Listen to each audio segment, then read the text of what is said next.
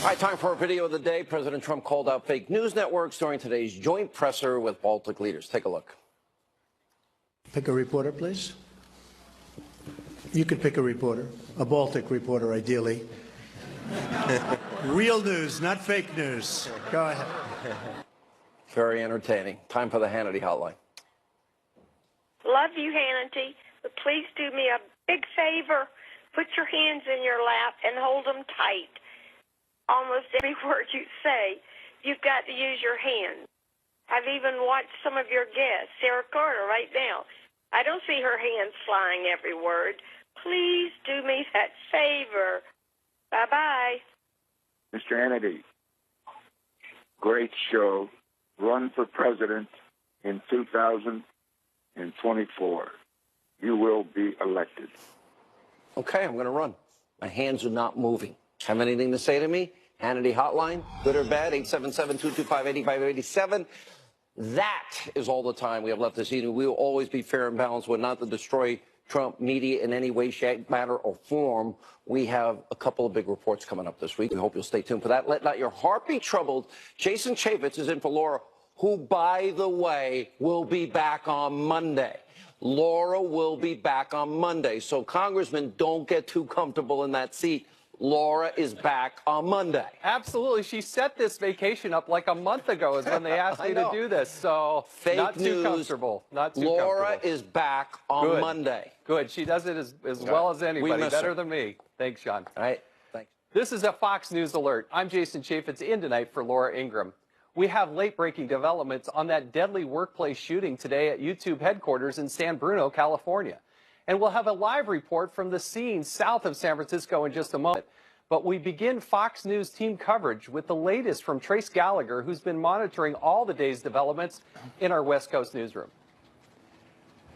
Good evening, Jason. Still no word on possible motive, and the shooter has not yet been identified, though there are reports tonight that she is 35 to 40 years old and lives in Southern California. Now, the man who she was apparently targeting remains in critical condition tonight after being shot in the lower body. His name and position at YouTube are not being released. But the police chief is crediting his fellow employees with some heroic action. Listen to him. They identified one victim at the front door, main entrance of the building. They checked on that person, and YouTube employees, to their credit, helped us by standing by with that person so the officers could immediately enter to go search for the threat. And then within minutes, because it's a very large building, we found what we found after that. Yeah, a very large building. It's 200,000 square feet with 1,700 employees. And after entering the headquarters, police say the shooter was found in a room with a self-inflicted gunshot wound. And for now, the working theory is the female shooter began firing outside and then made her way into the building. And this witness supports that scenario. Watch. We heard like boom, boom, and I ran to the window because the window behind me looks over the patio, and I saw her. And it was a woman, and she was firing her gun. And I just said, shoot her, and everybody started running. Yeah, another female was shot in the ankle but ran into a nearby Carl's Jr. restaurant where the employees apparently gave her some much-needed aid. A fourth victim sprained her ankle running away from the gunfire. The CEO of YouTube tweeted, quoting here, "There are no words to describe how horrible it was to have an active shooter at YouTube today. Our deepest gratitude to law enforcement and first responders for their rapid response. Our hearts go out to those injured and impacted today. We will come together to heal as a family." You'll recall it was just a few weeks ago that in the wake of the shooting in Parkland, Florida, YouTube banned firearm sales and how-to gun videos. There will likely, by the way, be ample surveillance video of the incident in the days and weeks ahead. Jason. Thanks, Trace. And we love those first responders. They do an amazing job. Now, for eyewitness accounts, let's go to Claudia Cowan, who is live from the site of the shootings in San Bruno, California. Well, good evening to you, Jason, and more on those first responders. You know, when the 911 calls first started coming in, right around 12:45 local time, the response by police and other first responders and ambulances was absolutely massive. In fact, law enforcement was on scene here at YouTube headquarters within minutes and immediately saw people running for their lives. Officers evacuated the building and went door to door to make sure there were no other shooters and to find all the victims. Witnesses described the chaos and the sound of rapid gunfire, which they say came in several bursts. Man, it was just like 2-3 shots. And then like within 30 seconds after that, or 40 seconds after that, then I seen the girl running out. And then she was shot in the leg. Then the other people that were behind me, they opened the doors, let her in, pulled her in, and they grabbed a bunch of napkins. So I come back and I check on the girl. Then after I checked on the girl, she all right? She said, yeah, she got shot in the leg. So then I ran back over there, and then I'm looking inside, and then when I'm looking, then the other guy goes, oh, he just shot the other person. And that person got shot 10 times. We know a 37-year-old man is listed in critical condition at San Francisco General Hospital. 2 other gunshot victims are listed in fair and serious condition. And a lot of witnesses to today's shooting are likely still very shaken, and they will need time to recover as well. This area is no stranger to tragedies. In 2010, a major underground gas pipeline exploded, an incident that left 8 people dead. Now San Bruno is reeling from an active shooter incident. The violent and tragic result of what we're being told was a domestic dispute. Back to you, Jason. Oh, thanks, Claudia. Be sure to stay tuned to Fox News for all the latest details on this story. We will continue to monitor any developments out of California throughout the hour and bring them to you as they come. Big news coming out of California, out of Washington on multiple stories today. President Trump says he'll send the military to secure the border with Mexico. Also, the special counsel reportedly tells Trump's legal team that the president is not a criminal target in the Russia probe. Could this whole sordid mess finally be winding down? Plus, Trump accuses Amazon.com of unfairly driving retail stores out of business. And we'll talk to a reporter who's blowing the whistle on a brand new national security scandal for Democrats. You don't want to miss this story. But we begin with a number of important new developments on illegal immigration, beginning with that possible deployment of troops on the border. Fox News Chief National Correspondent Ed Henry brings us up to speed with the latest from the White House. Ed. Jason, great to see you tonight. The president has already been ramping up the rhetoric on illegal immigration the last couple of days as that caravan makes its way through Central America, through Mexico, towards the U.S. border. But tonight, he's trying to back it up with actually dramatic action, declaring he wants to send the U.S. military to secure the southern border until that wall is built. The president today convening a meeting here at the White House with the defense secretary, other top cabinet military officials to say that in the absence of action by Congress, he wants executive action to crack down on illegal immigration, drugs, violent gangs coming from Mexico and elsewhere. Tonight, White House officials are making clear the president is talking about mobilizing the National Guard to secure the southern border because active duty military is prohibited by law from getting involved in domestic law enforcement. Yet that distinction seemed to be lost on a lot of Democrats and a lot of people in the media today. Watch. It is a dangerous thing to do to put U.S. military forces on the border with an ally like that. This is not a country where U.S. military force is used on the streets of this country. I would rather have the dealings with immigration be handled in a civil context and not a military one. Not mentioned is that then President Barack Obama did something similar in 2010 as George W. Bush did in 2006. 2010, the Obama administration sent about 1,200 National Guard troops to the southern border. They mostly focused on dealing with intelligence, surveillance, reconnaissance, not direct interdiction. Bush administration, something similar, basically sent about 6,000 members of the National Guard. They were focused on road and fence building, transportation, surveillance, logistics. Again, not direct interdiction. So what the president seemed to be saying today is he may be looking at a more aggressive approach where the National Guard perhaps takes on a more direct law enforcement role. Plus, a senior official is telling us tonight the number of National Guard troops will be, quote unquote, substantial, suggesting a larger number than ever before. Watch. I told Mexico, and I respect what they did, I said, look, your laws are very powerful. Your laws are very strong. We have very bad laws for our border. And we are going to be doing some things. I've been speaking with General Mattis. We're going to be doing things militarily. Until we can have a wall and proper security, we're going to be guarding our border with the military. That's a big step. We really haven't done that before, or certainly not very much before. Former Mexican President Vicente Fox firing back on Twitter, quote, real Donald Trump, to militarize the southern border is to provoke more hate, distance even further between our nations. Somebody has to talk some sense into him. He's elevating his hate towards Mexico, causing a greater conflict. As for the current Mexican administration, they had their ambassador specifically ask the White House officially today for clarification on the president's remarks. We're told by White House officials the president's Homeland Security Secretary is in contact with the Mexican government to lay it all out, Jason. Thanks, Ed. Joining us to discuss all these developments are Monica Crowley of the London Center for Policy Research and Enrique Morones, founder of Border Angels, an advocacy group for illegal immigrants. Thank you both for joining us tonight. Enrique, I want to start with you. You hate that this president wants to secure the border, put up a wall, lock it down. That's not something you want to see, is it? Well, first of all, I don't represent illegal anybody. These are human beings, and I, like most of the people in the country, do not support Trump's agenda of hate.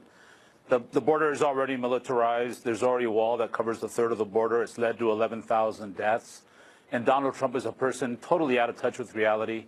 I really support, and I was really encouraged today when I heard Stormy talking about the fact that he does have little hands. I don't know where she was going with that, but one thing I do know is he's a very dangerous man. He's incompetent, and the whole world is saying, what happened to the United States? Wait a second. Enrique, let's go back to your first point here. Sure. People that cross the border illegally are here illegally, correct? Yeah, but they're not illegal immigrants. There's no such thing as an illegal human being. Just like people were called wetbacks. If they're here illegally, I mean, enshrined in the law, it says they're an illegal alien. So, yeah, but also it said 3/5 of a human being or wetbacks, and those terms were eliminated later because they were very racist. The law racist. doesn't say No, that. but I they didn't were use used that in the derogatory term. You didn't, If they Jason. come here illegally, they're here illegally. They're illegal. No, they're not illegal human beings. They've committed an illegal act. So they're here illegal. Oh my goodness, Monica. Yeah, yes. yeah. Well, Monica, is the president is the president doing the right thing here, locking down the border, getting rid of the rewards and incentives, and making sure that people don't flow here illegally? Of course he's doing the right thing, and this is one of the primary reasons why Donald Trump is currently the president of the United States. How Very unpopular refreshing. president. No, he's not, actually. Hugely unpopular. The most unpopular president. Okay, He was more Enrique, popular than Hillary Clinton. He was more popular than the 18 other Republicans that won their years. Do you believe? Wait, Enrique, do you believe he's the president of the United States? Donald Trump is a person that was not elected by the majority. He is incompetent. Wait a second, Enrique, he goes every single day. Get a grip on reality. Is Donald Trump the president of the United States, duly elected? He does not have a grip. No. He was He's elected. not the duly elected president of the United States? There was a lot of No wonder corruption you think in it's that. okay to come across the border illegally. I don't think that. You don't think he's the legally... Okay, Monica. No, Okay, I don't encourage people crossing. There's been a 40% drop in undocumented immigration in the last 5 years. Enrique, So let's Trump go to is some out of touch rational with thought reality. here. Okay, Go ahead, I will. Monica, go ahead. Okay, Jason, how refreshing to have an American commander-in-chief who means what he says what he means, and is willing to enforce America's immigration laws and enforce the border. This is one of the big reasons why he is president. We have had presidents on both sides of the aisle who have refused over many decades to do that. We either are a nation built on the rule of law and are interested in protecting our own sovereignty, or we're not. Donald Trump stood up and said, America's borders are worth enforcing. The American people, the American taxpayer, the American worker are worth defending, and I, in fact, am going to do it. This man has now issued 2 warnings. He issued the warning on the caravan to say, unless Mexico stops, I may, in fact, revoke NAFTA. And I'm going to take other action. I'm going to put the U.S. military in the form of the National Guard on the border. There's one other subject I want to get to, and one of the things I'm concerned about is since 2016, more than 100,000 minors have crossed that border illegally, and then they've been released and given out, literally given over to criminal gangs and who knows who else out there. Does that bother you, Enrique, that we're taking minors and putting them into the custody of somebody we have never vetted? So you're saying they're putting these minors in the hands of criminal gangs. Who are those criminal gangs? MS-13 specifically. Most of the people that applied for asylum and that showed up at the U.S. border did not get it. And those that did get it were turned over to family relatives, not MS-13. Wait a second. So Jason, it's important that you get your facts correct. I mean, do. I know am you resigned- 100% correct. The number is 107,000 people since Be more 2016. educated. There's facts and then there's facts. So are you going to talk about facts or are you going to talk about facts? No, don't. Enrique, you're so off base here. Get it out there. You can do a lot better than that. I know you're just filling in I right did. now. I just gave you. No, I gave you specific facts. Okay, give them to me. I did. 107,000 people have been turned over as minors, and we don't know who these people are. You said the criminal gangs. Name that is one of the groups. There is no. They were turned over to family members. It's called asylum. Enrique, Most you're people are living not on a different planet here. Hold on. There's 250 million undocumented people in the world. U.S. only has 11 million. Enrique. Most don't come here or want to come here. Well, that's why we're going to lock down the border. To come through the front door. Shed some light to people on why 100,000 kids are given into the arms of who knows who. Well, that's right. And it's not just the children, although the children are a useful tool for those who want to continue to see illegal immigration go forward, because it's an emotional play, right? It's an emotional draw on the hearts of very generous Americans. That they try to shade this in shades of gray when actually it's shades of black and white. This country is very generous. We want people to come here, but we want them to do it the right way, whether they're children or whether they're adults. There is a legal process in place for a country built on the rule of law. And, every country in the world is a country of rule of law. Name one that isn't. The abuse of our Germany system. Was a country of rule of law. Excuse me, Enrique, North Korea, those are countries of rule of laws. So now you're equating the United States with North Korea? I'm talking about facts. Try to get in or out of North Korea. Good luck with that, Enrique. They're going to have a meeting, Trump's buddy, here's an important point, Enrique. In the years 2015 and 2016, Mexico actually deported roughly twice the number of Central Americans out of the country than the United States did. Yeah. So Mexico is very interested in enforcing their borders and enforcing their rule of law and protecting their people. Name a country that's not. The United States for a long time actually wasn't, because the Republicans wanted cheap labor and the Democrats wanted votes ultimately. Once again, you have this collusion. Enrique.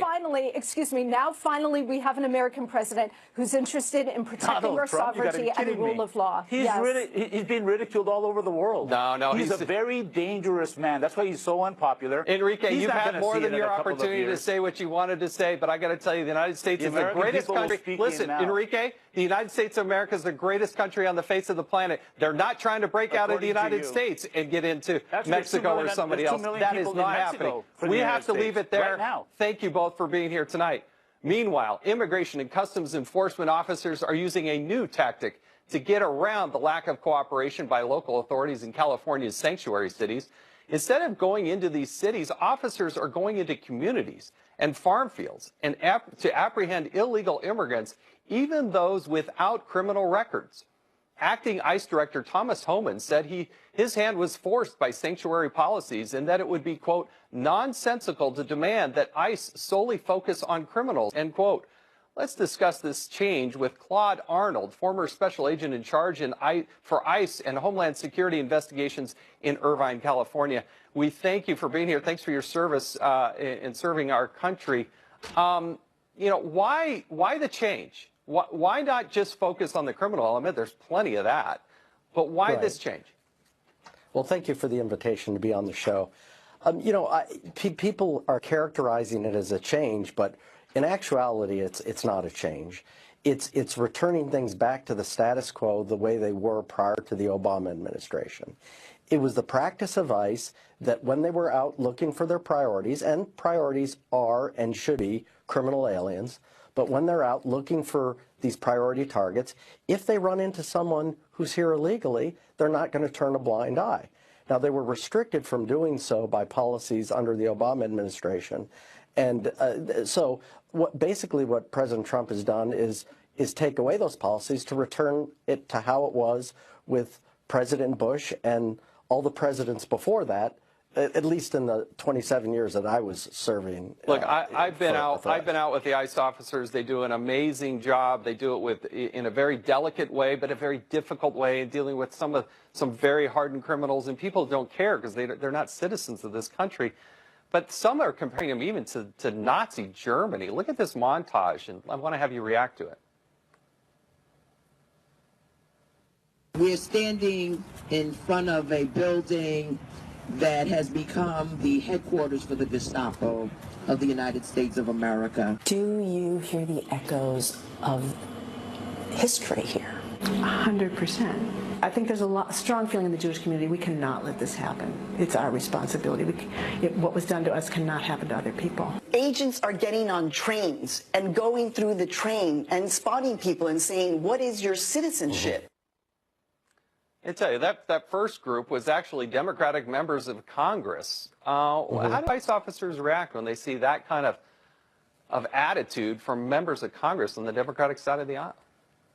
Well, you know, we're the executive branch of government. We enforce the laws that are as they are written on the books. So as law enforcers, our response to members of Congress that if you don't think the laws are just, you're the ones who make the laws, then change the laws. We just enforce the laws as they're written. Yeah, you're right, because you know what? The first 2 years that I was in Congress, Democrats had the House and Senate and the presidency. They didn't even bring up a bill. I sat on the immigration subcommittee. They didn't even introduce a bill, let alone have a hearing or try to move a piece of legislation. Really quickly, I only got about 30 seconds left. More than 100,000 children, people under the age of 18, come to this country illegally, and then they're handed over to somebody that has not been vetted. How do we deal with this? Well, anytime we identify vulnerabilities that are exploited in the law in this case, and we had something very similar in the early 90s with the asylum, where people automatically got work authorization if they applied for asylum and they were released from custody. And so there was a statutory fix because it was being exploited by people with frivolous asylum claims. This is a very similar situation. People know that they're going to be released, so there needs to be a statutory fix. No, listen, if people are naive, if they don't think that there's a major human trafficking problem going on down on the border. Thank you for your service. Thanks to all the ICE officers who are out there, the men and women doing a very tough job. Thank you tonight. Could the Mueller probe be winding down? We'll tell you why next. The big question after the latest bombshell revelation in the Russia investigation is how will President Trump react? We now know that Deputy Attorney General Rod Rosenstein specifically authorized the special prosecutor to investigate former Trump campaign chairman Paul Manafort for potential collusion with Russia or Ukraine. That information was in a partly redacted, informally secret government memo filed in court by Special Prosecutor Bob Mueller late last night. Let's examine the implications of this latest revelation with Republican Congressman Sean Duffy of Wisconsin and Washington attorney and Democratic strategist Scott Bolden.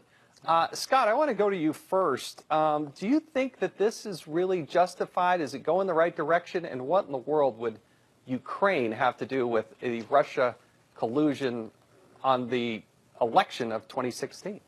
Well, as a former prosecutor and someone who defended people in the Clinton investigations, let me just say this. I not only think it's going in the right direction, but it's the Republicans that have authorized it, not just Rosenstein, but the original order that was given to Mueller for his investigation was to investigate collusion or coordination between these parties either before or after the Mueller investigation. And so Rosenstein, and even under the Code of Federal Regulations, are just following where the evidence takes them. Okay, Scott, you can't really argue with that. Let me put up, actually, I want to go to the graphic here, the original letter that Rod Rosenstein sent to Mueller authorizing his investigation. There are 3 points to this, and if we can put that up on the screen. Number 2 on this point is any matters that arose or may arise directly from the investigation. And Congressman Duffy, I was pleased and honored to serve with you in the United States Congress. But point number 2 says any matters that arose or may arise directly from the investigation. There's a lot of things that would suggest that maybe the Democrats that were the ones that were actually colluding. Do you see any evidence that Mueller is actually pursuing that part of the investigation? Yeah, Jason, it was a pleasure serving with you as well. I mean, you bring a good point, and to Scott, I was a prosecutor as well, and the charge that Mueller received was to investigate collusion or involvement of Russia in the 2016 election, which means they can look at Donald Trump, but they can also look at Hillary Clinton, and the only evidence that we've had come out publicly in regard to collusion is the fact that Hillary Clinton and the DNC colluded through Fusion GPS and Christopher Steele with Russia. They paid Russian informants with double, triple, quadruple hearsay to craft a dossier that then the FBI used to go after Donald Trump. So if you want to look at Russia collusion and Russian influence, you got to look at Hillary Clinton and what they did in crafting the dirty dossier. And from for all intents and purposes, it doesn't appear that Mueller's actually looking at the Hillary Clinton campaign, because I think what we want, Scott, Jason, do you think the congressman has a point? I mean, do you see the evidence, and can you see the frustration from Republicans saying, how come the pursuit of justice is only in one direction? It's a one-way street. Why not go look at what the congristman just laid out? But Jason, it isn't a one-way street. It is incomparable. The meetings and all the information and the guilty pleas that have come out of this Mueller investigation have nothing to do with collusion, by the way. They have nothing to do with collusion. They have with lying to the FBI, which is wrong. They have a direct mandate to look at the coordination between Russia and this and the Trump or rather the Trump campaign. But let me get to Hillary Clinton, because the Republicans love to jump on and jump back to Hillary Clinton. Now, if you think Hillary Clinton ought to be investigated, the Republicans run the House, Senate, and the White House. 2 congressmen, or 1 senator and 1 congressman, sent a letter over to DOJ, to Jeff Sessions, asking them to investigate. So if they don't investigate, that means either there's nothing there or they're too busy focusing on the other part of the Mueller investigation. You do see that there was more than $10 million that went out the door there, right? DOJ. Sorry, Scott. Sorry, Congressman Duffy. Sorry, go ahead. I didn't know which one to answer. That's because you have partisan hacks at the head of the DOJ and the FBI, and that's why I've called and others have called for a special counsel to look at the partisanship inside the FBI and the DOJ. But Scott, it has been rejected. I think all Americans will say, what involvement did Russia have in our elections? I'm on the same page as you are. We want to find that out. Absolutely. But if you're going to do it, let's not do it in a partisan way. Let's not just look at Donald Trump. There is a lot of smoke, and I think there's fire to look at Hillary Clinton as well. And if you only look at one side of this issue and not the other, that's why so many Republicans feel like it's a partisan hacksmanship investigation. I deeply believe, justice. I do believe this. If I may, forgive me. I deeply believe that if Mueller finds information, whether it's smoke, fire, or evidence or facts, that Hillary Clinton somehow coordinated, notwithstanding the conjecture and what Congressman thinks and all the political facts, I think he's got the authority. I think he may have the authority to look at it or to ask Rosenstein the authority for that. We know for a fact that Hillary Clinton paid Russians to develop this dirty dossier that was used against Donald Trump. That's the only evidence we have of collusion. And for you to say that evidence doesn't exist is shameful. $10 million. Bottom line is, then why won't DOJ you have enough smoke, and I think you have fire. We should look at Hillary Clinton as well and find out what role Russia had. Scott, you bring up a good point. I think Scott actually brings up a good point. He's not a political hack. I do believe that Scott brings up a good point. You have 4 key senators out there. You have Trey Gowdy. You have Bob Goodlatte, the 2 chairmen in the House, calling for a special prosecutor. You have Jim Jordan and Mark Meadows have been calling this for months.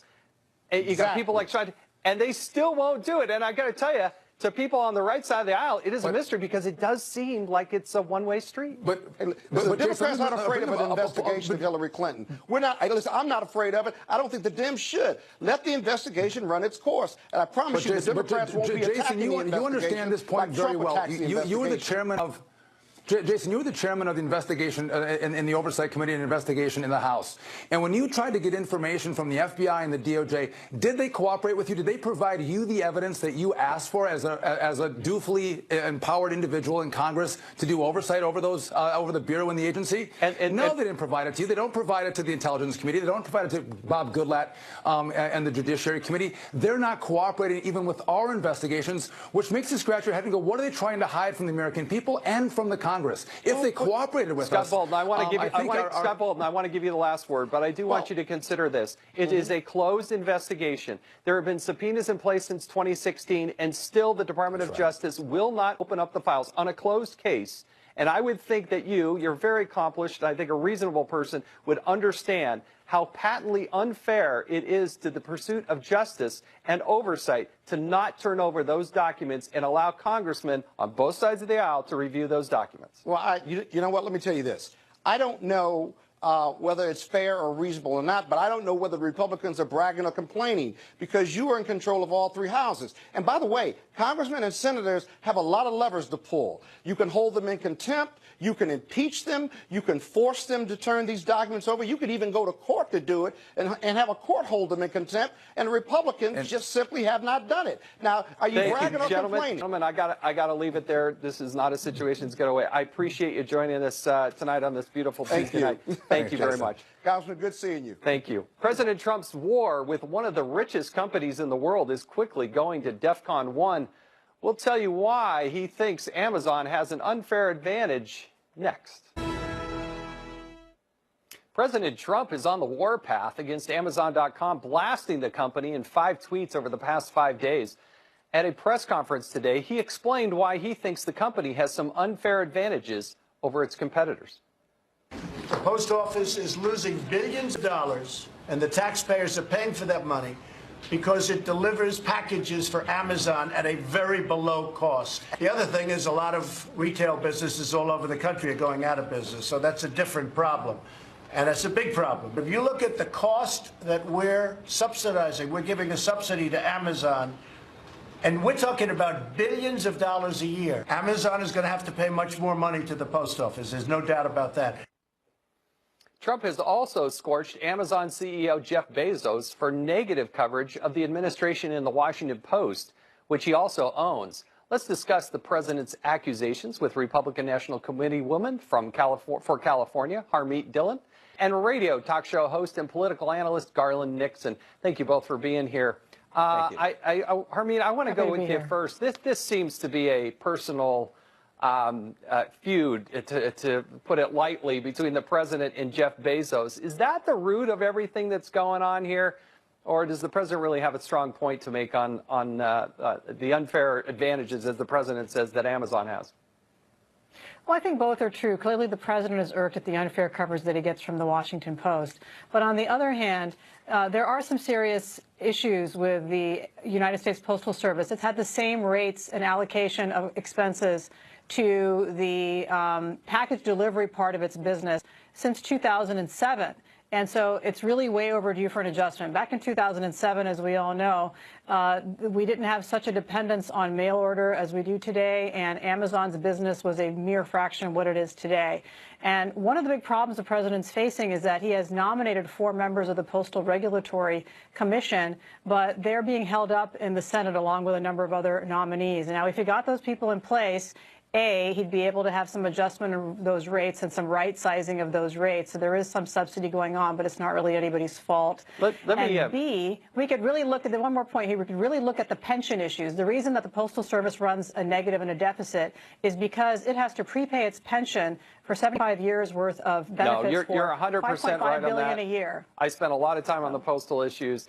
The decline in first-class mail, the pension issues are a big thing. Here's the take that comes from the Dallas Morning News. If we put up this graphic here and the headline, Trump can attack Amazon, but Americans will keep buying what Bezos is selling. So, Garland, is the president have a good point, or is Jeff Bezos on the right side of this equation? Well, you know, I don't think it's an either or. I think the president is in error for a number of reasons, not the least of which being that the post office was never created to make a profit any more than a police department or a fire department is in business to make a profit. They've always been subsidized by the government so that businesses and American citizens can have their mail delivered at a subsidized and reasonable price. So I think he's out of line there. Number two, this is a personal issue with the president. He is upset at the Washington Post, and so he's going after Amazon. I don't think he has a problem with billionaires. So do you think, Garland, do you think that the only reason? Do you think the only reason the president, or that Jeff Bezos bought the Washington Post? I mean, why would he has a lot of holdings? He did it personally, not through Amazon, but he bought it personally. Why do you think Jeff Bezos bought, of all the papers, the Washington Post? Now, you're not going to get me to defend that because as a radio talk show host, trust me, I've made some statements about that issue myself that I'm not thrilled with Jeff Bezos owning the Washington Post. However, I think it's disingenuous for the president to say he has a problem with billionaires owning media outlets. I think he only has a problem with wealthy people owning media outlets that are critical of him, and that's what it's all about. Does he have does he have a good point there? I mean, The Washington Post. I don't think that's fair. I don't think that's fair. I think it is a valid concern, and there is a perception out there, as the president mentioned, that these big conglomerates, and it's not just Amazon, there are other big conglomerates. Google is another one that is dominating the market and taking away business from mom and pop shops at the retail store level. But on the other hand, I have to say, as an Amazon user myself, I really value the convenience, and a lot of mom and pop operations are now selling their products through Amazon. So I think all of this can be adjusted by getting his nominees in place at the Postal Regulatory Commission and then adjusting some of those rates here and there and making sure that it's fair for everybody. I want to put up this graphic or play this sound from the former budget director for Ronald Reagan. I think he's right about Amazon for the wrong reason. It is a predatory monster that is destroying value, jobs, businesses, assets all over America. So, Garland, from your perspective, at what point does Amazon become too big or too powerful? Are there antitrust issues that we should be looking at? Well, I think it's reasonable to look at antitrust issues, but the other part of it is this is kind of the nature of where the internet's going, and there is a different economy that we're living in. I don't think that Amazon is the only problem that we have. To be honest with you, I'd have to start with criticizing the recent tax bill that the Republicans put through and say that's contributing to inequality. But I don't think that allowing the American people to have their own money in their own wallets. What's wrong with that? Well, I think Jeff Bezos got what, the $2 billion tax increase. I think most of us didn't get $2 billion. I mean, tax decrease. But I'm telling you, the average person has a significant impact. What do you see happening with the tax question in California? We got one of the highest tax rates in the country. So the tax reform package, you think that is what one of the problems is? I certainly think it contributed to inequality, and by a large portion. So while Harvey, let me get your take on it. We got to wrap up here, but Harvey, what's your take on it? No, I don't think so. I value the democratization of everybody's approach to being able to buy products. And, every hour or every minute that I save in buying products on the internet is time that I can spend back in my business. So there are two sides of this coin. And finally, these companies have been paying their taxes now. Amazon pays its income tax, it pays its sales taxes. And so it is fair. And, we have to look at some regulation where they're using excessive power to stifle competition. But that's a specific examples. Overall, I think it's a good thing. Well, thank you both for being here. I do appreciate it. Thanks for the discussion, and have a good evening. Even some of the president's supporters are concerned that he is about to make a serious mistake overseas. We'll tell you what has many military experts so worried. Coming up next. I think that trust is becoming the most important factor in news. Our responsibility is to ask the questions that are difficult and to demand answers of those people who are in power. With the experience I've had in working at the White House, I think I'm better able to understand what's going on behind the scenes. I'm part of that machinery at Fox News that works so hard to make sure that you not just know it first, but that you know it correctly. President Trump campaigned on a vow to keep America from getting too involved in foreign entanglements. And now he wants to make good on that promise in Syria. I want to get out. I want to bring our troops back home. I want to start rebuilding our nation. We will have, as of 3 months ago, $7 trillion in the Middle East over the last 17 years. We get nothing out of it. But a number of military analysts worry that would create a vacuum and repeat the same mistakes they say President Obama made in Iraq. Let's discuss that with former Green Beret and congressional candidate Michael Waltz and former Army Military Police Sergeant Chris Nyweem. We thank you both for being here. Thank you for your service to our country. I want to note that Michael Waltz was a Fox News contributor, but now since he's a candidate for Congress, he's not, but he's still joining us here tonight. But Chris, I want to start with you. I think the president's heart is in the right place, but is it a smart move to telegraph to the enemy that we're going to bring our troops home? So, Jason, I don't necessarily think he's telegraphing. I think it's a jab. He's throwing a jab to throw out a trial balloon. I mean, certainly the president doesn't think we should be spending endlessly out over there. And I think that many of the experts, many of which I respect, they didn't necessarily get it on post-war Iraq right. And so the president doesn't want us to be endlessly doing stuff over there. We've knocked out over 80–90% of ISIS on the ground with less than 2,000 troops. So he's trying to rebalance and get some of our allies to pay their fair share as well. So, Michael, is the president doing the right thing? Is he going to really, truly bring all the troops home now? Well, I think you put it well, Jason, that his heart is in the right place in terms of let's finish this thing and get the soldiers home. But three things are going to happen if we pull out now. It's too soon. The president was absolutely right to take the restrictive ROE off and to focus on annihilating ISIS. But if we pull out now, one, we're going to see ISIS 3.0. The same conditions that are there that led to ISIS from al-Qaeda will lead to ISIS 3.0. Number two, our allies that we've been so reliant on the ground that has allowed us to only have 2,000 troops on the ground, namely the Kurds and the Arabs, will get annihilated. And if we do have ISIS reconstitute and start attacking Europe and the United States again, then it will have a heck of a time getting them to trust us. And then three, we'll essentially abandon the region to Iran. Now, keep in mind, but Michael, that would go on in perpetuity. I mean, to meet those conditions, are we going to be there forever? Well, look, I mean, we've been in Germany, we've been in Japan, we've been in South Korea. We still have 25,000 troops in Japan.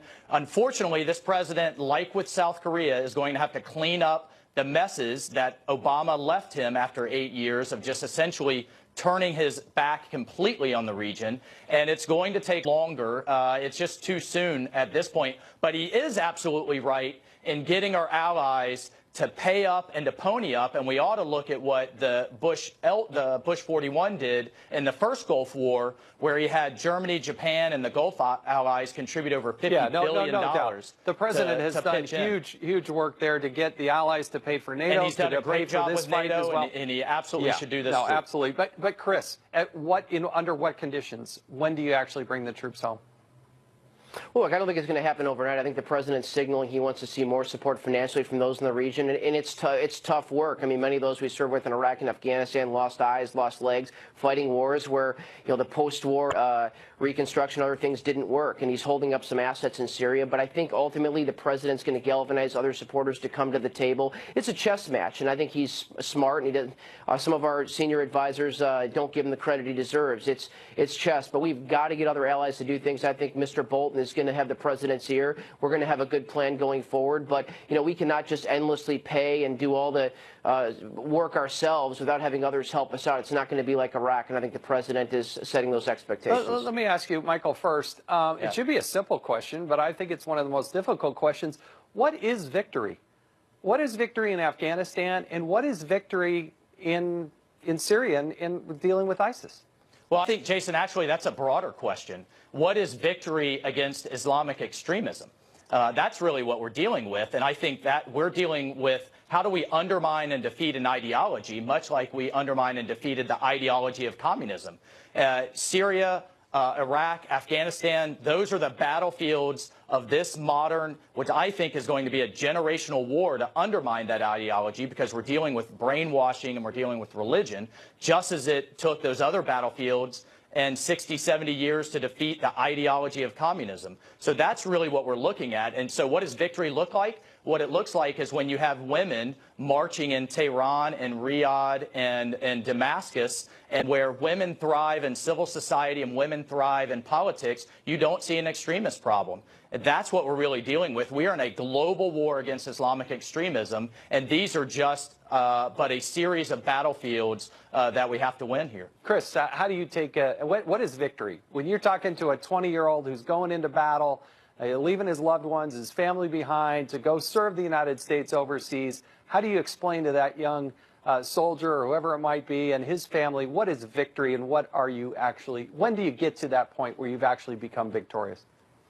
That's a great question, Jason. Well, for one, and it's a topic for another time, we've got to get things right over at the VA. That's a whole other thing. We've got to get veterans able to see doctors in a timely manner and get that right. But I think it's victory is when we're able to see these attacks diminish, when we're able to see ISIS that can't function, can't influence governments over there, and when our allies and we come together with us and have a broad coalition where U.S. forces, it's always damned if you do, damned if you don't with the U.S. military. That's just the truth in the Middle East. And so I think the victories we have, we need to secure by having our coalition governments that we install do their fair share and take control of their futures. So it's a tough question to answer, but that's what I'd submit to you. Well, the spirit of America is unlike anything else in the world, and you see it First and foremost, with our United States military, I thank you both for your service and your contribution and your perspectives, and I again thank you here tonight.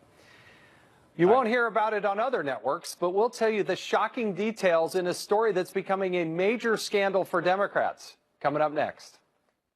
A story that hasn't received much attention from the mainstream media is a major national security scandal for House Democrats.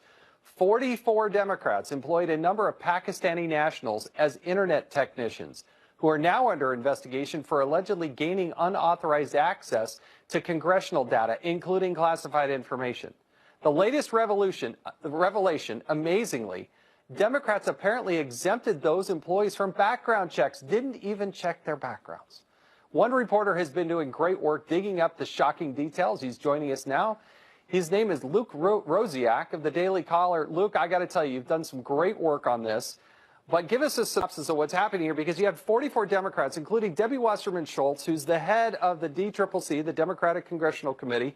And they brought these Pakistani national in, and they just let them into the system and didn't ever bother to give a background check. Right. The House policy says if you're going to give someone super user permissions on the House network, meaning they can read all of the members' emails, you got to do a background check. But they hired this guy Imran Awan, and then and his brother, and soon they put on other relatives too. And these guys had criminal records. They had a dozen lawsuits. They had ties to foreign officials. And they never even checked their backgrounds. And what happened next is the House Inspector General found that they made unauthorized access to House data. In other words, Congress was hacked, and you never heard about this. This is a shocking revelation. There's missing hardware. 3 of these people were on the House Intelligence Committee, Democrats from the House, they're on the House Intelligence Committee. And this guy and his brother, I believe, got fired from McDonald's, for goodness sake. He was making like $165,000 a year from Congress, and he couldn't hold a job at McDonald's, right? Did I read that right? That's right, and these are the Democrats who are constantly lecturing us about cybersecurity. They basically brought the fox into the henhouse, and the worst happened. Congress was hacked. And we've heard more about the hacks of Panera Bread and Under Armour in the last week than we've ever heard about this congressional thing. That's because breakfast muffins and underwear take cybersecurity more seriously than House Democrats. That's what we're learning. Well said. Now, not only did they get in there, but they were in there for a long, long time, right? This is not something that just happened in a couple days. How long did this really go on? Imran Awan started working for these guys in 2004, and by the end of it, in 2016, his whole family was on board working for 1 in 5 House Democrats. And so they could read all of those emails. And, you know, this is something that the Democrats basically covered up, and they actually let them stay on the network for 4 months after the Inspector General informed them of unauthorized access being made. So you have to think that it comes back to the narrative for Democrats. They don't actually care about hacking. They had this Russia thing they wanted to keep going. It was an inconvenient truth that Congress was hacked by Pakistanis at the same time, and so they withheld it from the public. And there's a lot of cover-ups in the 2016 election, but this is the most successful one. And they were traveling overseas too, right? I mean, at one point, right, he goes overseas, then he comes back. Where does the case go from here? I mean, authorities are now on top of it, supposedly, but we never hear anything about it. Where's it going next? Well, Congress falsely called it a theft case. That's not what it was about. The Inspector General said this is about data going off the network. And prosecutors started surveilling this guy, and he wired $300,000 to Pakistan and tried to flee the country. So prosecutors wound up charging him with moving that money overseas. But that basically seems like it's pretextual charges, and their next court date is going to be May 4th. And we're going to see if they're going to add the real charges. But if they don't, this is a cover-up afoot, full stop. And it's pretty hard to take Democrats seriously with their fundraising group, the DNC, because that's all it is, a fundraising group that was hacked, and they talk about it nonstop. What we're talking about here on the House side is their official U.S. government offices. Over a long period of time, the Daily Caller that you work for has a great story on this if you want to read all the details. But this is truly a national security scandal, particularly with people on the Intel Committee. And then one of the things that happened is they got access to their personal emails as well. Luke, you've done great reporting on this. Keep it up. I look forward to reading more from you. I appreciate it. Thank you. When we return, what's bringing Senator Tim Scott and Representative Trey Gowdy together? We'll tell you after this.